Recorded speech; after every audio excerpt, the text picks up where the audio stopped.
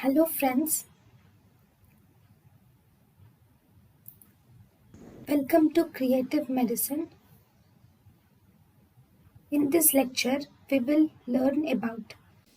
Hello friends, let us now learn some important points about the physiology of the squint. So in the physiology of the squint, first we will have to see the positions of the gaze. Okay, the positions of the gaze can be divided into four types. We have primary gaze, secondary gaze and tertiary gaze. Primary gaze is only one and it is whenever the person sees in the straight ahead position. That means straight ahead position means here the patient is seeing straight. Okay, that is primary gaze. Then if you see secondary gaze are four. These are mainly straight up, looking to the right, left and down. Okay, so these are the secondary gazes. And what about the tertiary gaze? Tertiary gaze is looking right up, right down, and left up. So these are the tertiary cases. Okay, so if you see, what about the cardinal positions? So these are the positions of gaze. Now we have something called as cardinal positions. In the cardinal positions we have these four tertiary gazes along with right and left gaze. Together we call it as the cardinal positions. So the cardinal positions, if you see, cardinal positions of the gaze are of two types. So this is the cardinal positions of the gaze. Okay, so we will see the muscles which are involved in the cardinal positions of the gaze. Okay, so first this is the this is the medial. So we will see the left. This is the left, this is the right. Okay, so for the left side, in order to do movement or gaze towards the left, if you have to do, you will have the involvement of left lateral rectus and right medial rectus. See, if this is the left gaze, so that means this is the left side, this is right side. So there should be involvement of left side lateral rectus and right side medial rectus. Left side there should be abduction, on right side there should be adduction. Similarly, if you see, this is left and down. So if it is left and down, that means here the patient is looking like this. Okay, so for this, number one, there should be left and down. So as a result, there should be left side. Here there should be involvement of left inferior rectus will be involved, and also right superior oblique should be involved. Okay, for left and down, because it is downwards. See, for left and down it is downwards, and also see for the left eye, we will see the left eye. For left eye it is downwards and it is actually abduction. Downwards and abduction. Where do you see downwards and abduction? Downwards and abduction. Abduction. So see, abduction, the recti muscles are maximum in abduction. Number one, recti muscles are maximum in abduction and it is down. So inferior rectus. So if it is left side, down and abduction. Whereas in the right eye it is down and we have adduction. So because it is down and adduction, so adduction is mainly by the oblique muscles. Oblique muscles have maximum action in adduction. So downward movement has maximum action in adduction is right superior oblique. Okay, then we will see this. This is again we have like this. Okay, so here there is left side.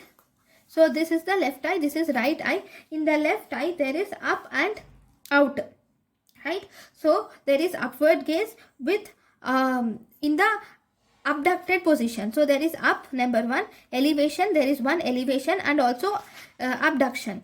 Okay, if for abduction, the best thing for abduction, for abduction, like the maximum movement in abduction occurs through the recti muscles. So because it is upward, that is there is left superior rectus, number one, and we have upward, that is left side. For right side it is upward and adduction. Okay, so adduction is the muscle which has good which has maximum action. The muscle which has maximum action in adduction is oblique muscles. So up and adduction, that means inferior rectus, that means right inferior rectus. So this movement is left superior rectus and right inferior oblique, right inferior oblique. So we will see this again.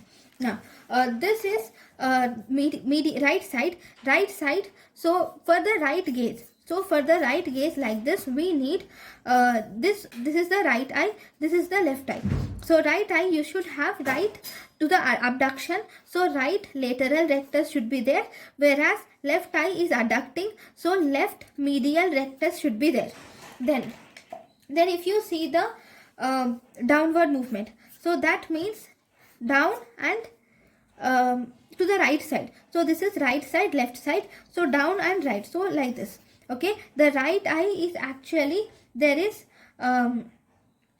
for the right eye, there is number one, depression is there, and there is abduction. Okay, depression is maximum, or maximum depression in abducted position is seen in abduction. It is always rectus. Maximum action in abduction is rectus muscle. Depression is caused by inferior rectus, so it is right inferior rectus. Whereas the left side we have down, and that is depression, and also this is adduction.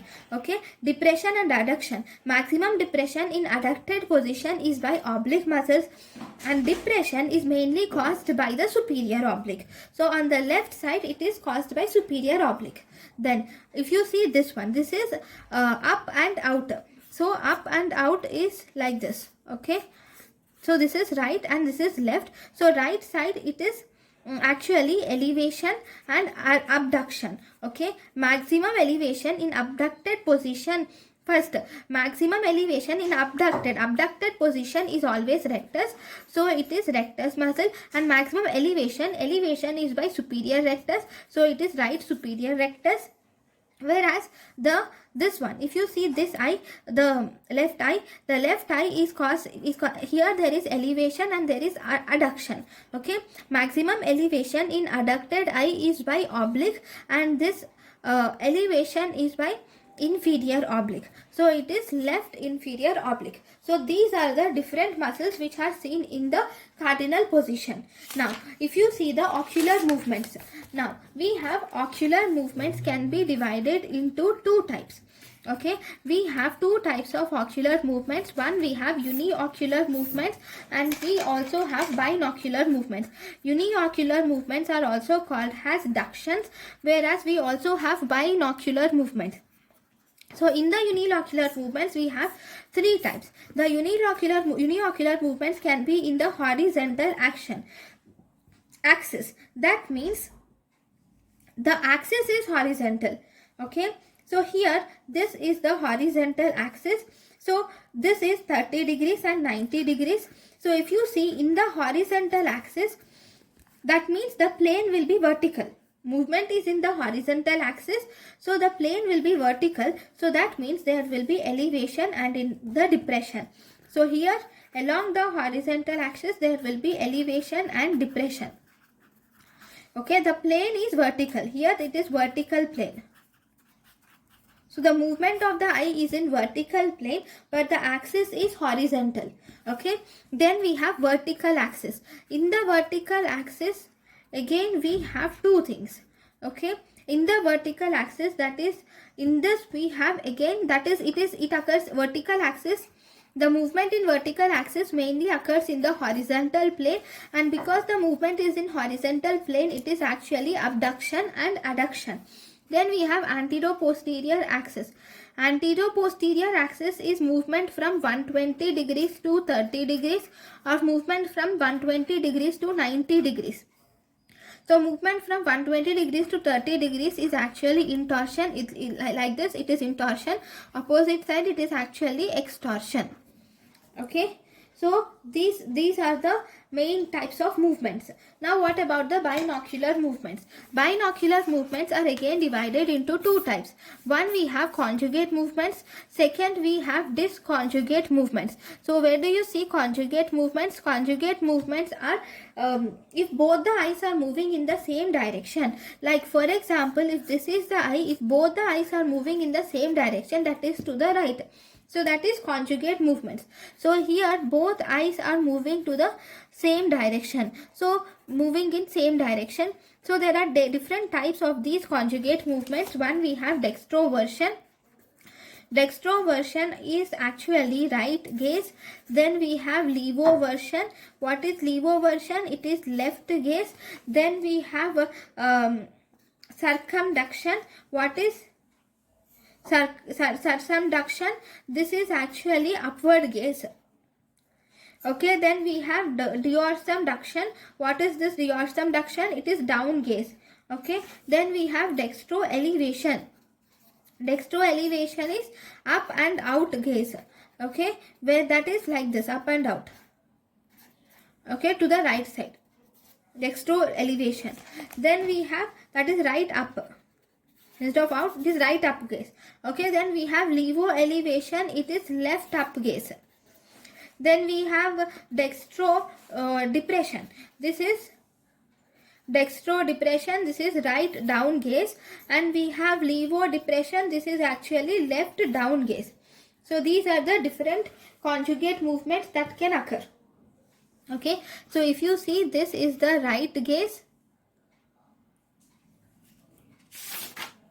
Sorry, this is the right gaze. This is the left side. This is right side. So this is right gaze.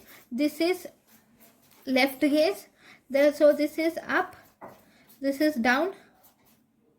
Okay, now we have left up. This is right up like this. Okay, right up. Then we have right down. Then we have left down. So these are the different gazes which you can see. What about the disconjugate movements? Disconjugate movements are the eyes are moving in the opposite direction.